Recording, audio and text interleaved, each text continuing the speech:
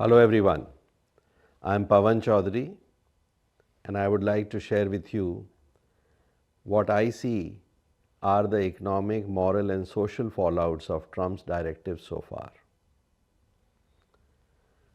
President Trump began his second term on January 20th, 2025 and he has come out with more than 50 directives. What will be the economic, moral and social fallout of these? Let us look at that and also make David Ricardo and Alexis de Tocqueville weigh in on the scene. The first economic big decision which Trump is taking and is threatening to take is tariffs. Raising tariffs to a level of reciprocity or to an even higher level. This is not happening in the world for the first time. If we go to 19th century Britain, something very similar happened. The world was divided in UK, in Britain, in two camps, the landed aristocracy and the new industrialists who were the emerging capitalist class. And the backdrop was food grains. Food grains formed a very significant component of the total expenditure of any household. And the prices of food grains, because of growing population, were going up, which is when the industrialists started importing grain, which was made available to the residents of the country at a much lower price. This hurt the profits and the sale of the landed aristocracy. They were powerful people. They reached the parliament and passed the Corn Laws. The Corn Laws raised tariffs on imports of these grains to a very high level. The imports dwindled and finally stopped. However, the prices of food grains kept on going up.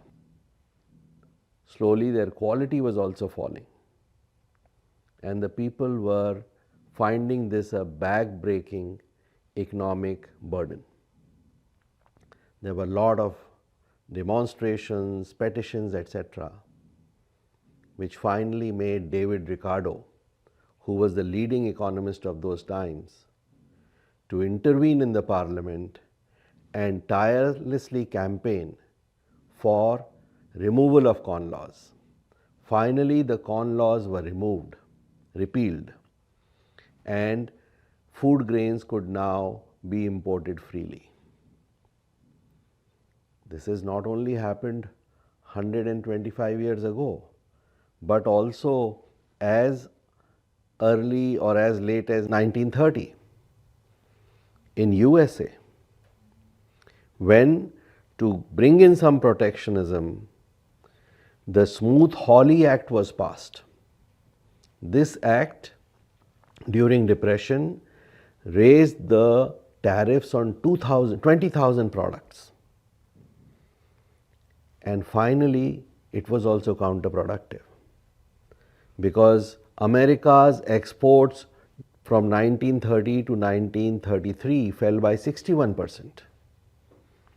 And people who were dependent on exports like farmers, etc., suffered badly. So this has happened before, it's happening again. There might be a glimmer of hope, I'll come to that. But we need to learn from what history teaches us. Moral fallout. The Foreign Corrupt Practices Act, which prohibits American citizens or businesses to give bribes in foreign countries has been suspended by Donald Trump for 6 months. From his utterances, it seems that the main target for this is China. Because of China, he has to go in for this suspension. As China's Belt and Road Initiative, it is said, is moving unrestrained and easily acquiring ports, airports, mines, energy infrastructure, etc., because it is not constrained by any Foreign Corrupt Practices Act. It can bribe at will. Chinese businesses, etc., can bribe at will. This is the main reason why it is said that Trump is coming with this suspension. Also, the lobbies of businesses many a time are rightfully complaining about excessive intervention through this act, over expansive nature of this act. All that should be surely corrected.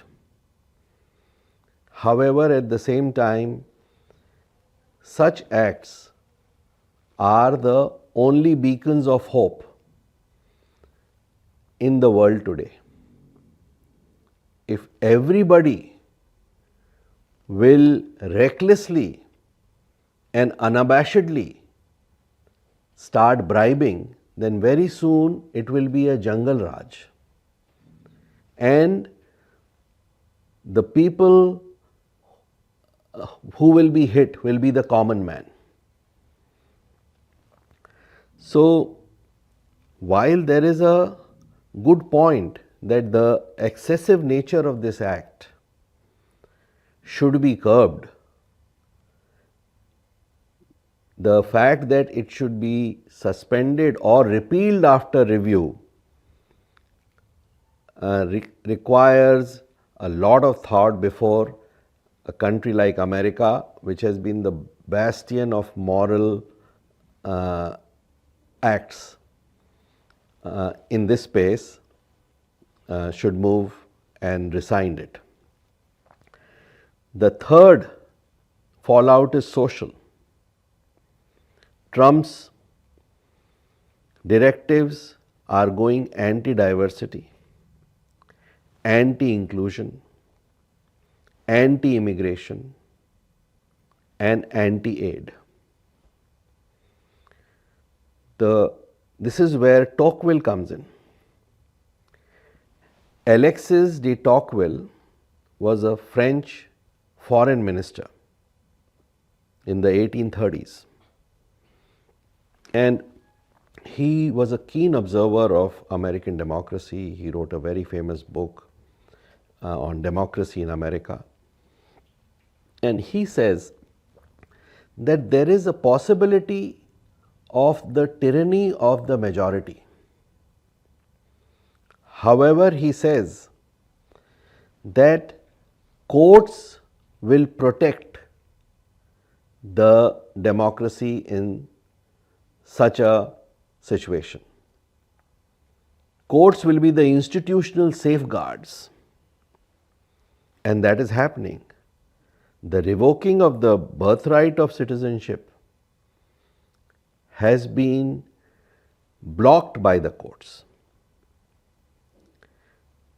Courts are challenging the scope of presidential power. This is one of the bulwarks against any overzealous reform.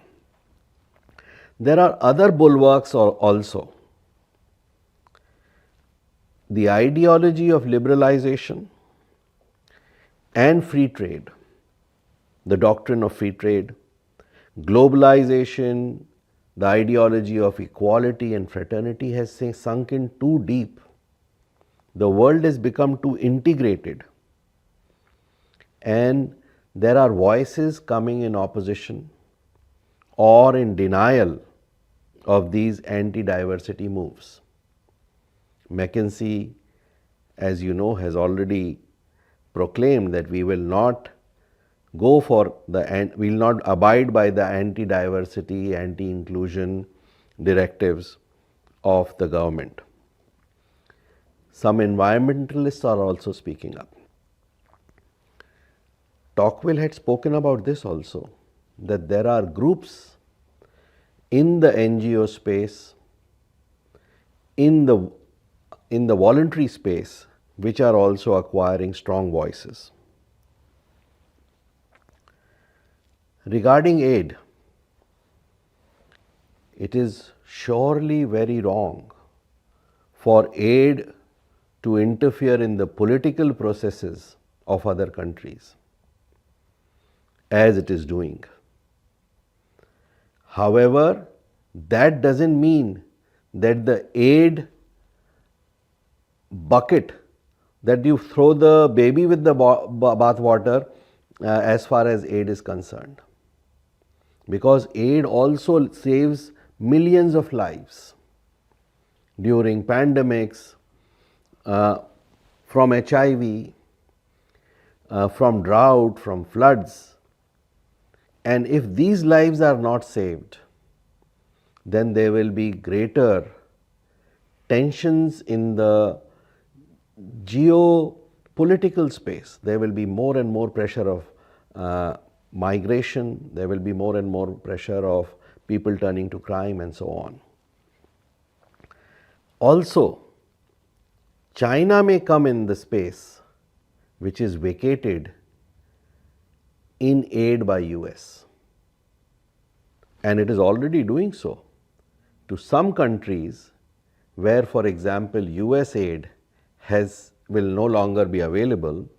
China is spotting opportunities of geopolitical diplomacy and stepping in. So what should countries do in such an environment? First of all, countries like India and every country which is ambitious and progressive should improve our ecosystems for business, reduce corruption. The world is very integrated. Earlier it used to be said, it is the economy stupid. We have to now understand it is the ecosystem stupid. The global ecosystem also needs to be tapped, even if it is reforming or changing in some ways. We have to find new trading partners for that, who will continue to think like us in multilateral ways. And we also need to improve the infrastructure and quality of life in our own country, so that when we invite businesses, we can say it is easy to do business in India, and it is also good to live in India. The quality of life also needs to be improved. So where is the ray of hope? From an idealist lens, I hope what Trump is doing is posturing. I hope he is posturing on tariffs, because he would surely know that tariffs can be counterproductive. They can inflame inflation. But he is threatening these tariffs so that every country reduces their tariffs. And if that is so, that is a great move. This will liberalize the economic landscape further. Globalization will grow. And some signals do come that this might be a posture, because with some of their neighbors, US, threatened huge increase in tariffs. However, when the neighboring country moved a strong security force towards its border to check smuggling of fentanyl, the tariffs were not immediately imposed. They were suspended. On the moral side also, the suspension of the FCPA, I hope it is a call for other countries to enact such laws. And such laws are there in several countries. Even India in 2011 brought in an act to prevent bribery of foreign officials. So many countries have a progressive outlook, and perhaps they might clean up their systems by the threat which Trump is holding. If that is so, Trump will be a big reformer, and I hope that is so and that comes true soon.